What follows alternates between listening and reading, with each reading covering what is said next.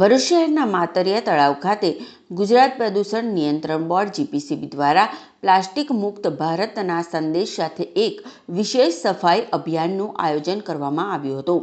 આ અભિયાનમાં આશરે 200 નાગરિકો સહિત જીપીસીબીના સ્ટાફ, નગરપાલિકા અને વન વિભાગના કર્મચારીઓ તેમજ શહેરના સામાજિક રીતે સજાગ નાગરિકોએ ઉત્સાહપૂર્વક ભાગ લીધો હતો। શ્રવણ ચોકડીના રસ્તા સુધીના વિસ્તૃત વિસ્તારમાંથી સિંગલ યુઝ પ્લાસ્ટિક કચરો એકત્ર કરીને તેને નગરપાલિકા સુધી પહોંચાડવામાં આવ્યો। કાર્યક્રમ દરમિયાન જીપીસીબી તરફથી ટોપી, કાપડની બેગ તથા તુલસીના છોડનું વિતરણ કરીને પ્લાસ્ટિક મુક્ત જીવનશૈલી તરફ લોકોને પ્રોત્સાહિત કરવામાં આવ્યા।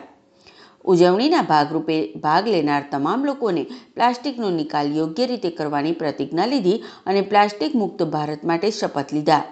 આ અવસરે જીપીસીબીના રિજનલ ઓફિસર કે.એન. વાઘમશી સાહેબે પ્લાસ્ટિક પ્રદૂષણ અંગે જાગૃતિ વધારતી માહિતી આપી અને નાગરિકોમાં આ બાબતે સંવેદના જાગૃત કરી આવો કાર્યક્રમ ભવિષ્યમાં પણ યોજી શહેરને સ્વચ્છ અને પર્યાવરણ મૈત્રી બનાવવામાં સૌના સહયોગથી યોગદાન આપવું અત્યંત જરૂર છે એમ કહ્યું।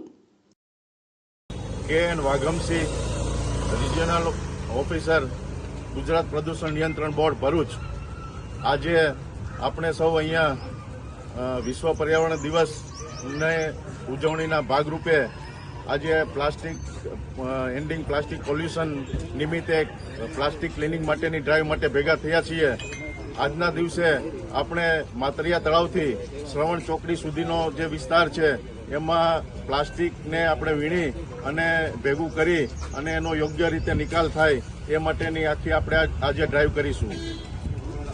આ વિશ્વ પર્યાવરણ દિવસ 2025 નિમિત્તે જે ગુજરાત પ્રદૂષણ નિયંત્રણ બોર્ડે એક મોટા પાયા ઉપર એક અભિયાન હાથ ધર્યું છે અને આ અભિયાન 22 મે 2025થી 6 જૂન 2025 સુધી ચાલવાનું છે અને આ અભિયાનની અંદર શહેરના નાગરિકો બધા આમાં ઇન્વોલ્વ થાય અને પ્લાસ્ટિક પોલ્યુશન આપણે કઈ રીતે ઓછું કરી શકીએ એના માટેના બધાએ પ્રયત્નો કરવાના છે અને આ પ્રયત્નોના ભાગરૂપે આપણે આપણી રોજિંદી જીવનમાં પ્લાસ્ટિકનો યુઝ ઘટાડવાનો છે।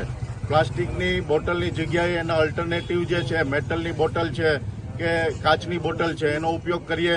પ્લાસ્ટિકની થેલીનો આપણે ઉપયોગ નહીં કરીએ, એની જગ્યાએ કાપડની બેગ વાપરીએ। એમ આપણી લાઈફમાં એક ગુડ હેબિટ વિકસાવી અને પ્લાસ્ટિકનું પોલ્યુશન આપણે અંત લાવી શકીએ એ માટેના બધાએ પ્રયત્નો કરવાના રહેશે। Thank you.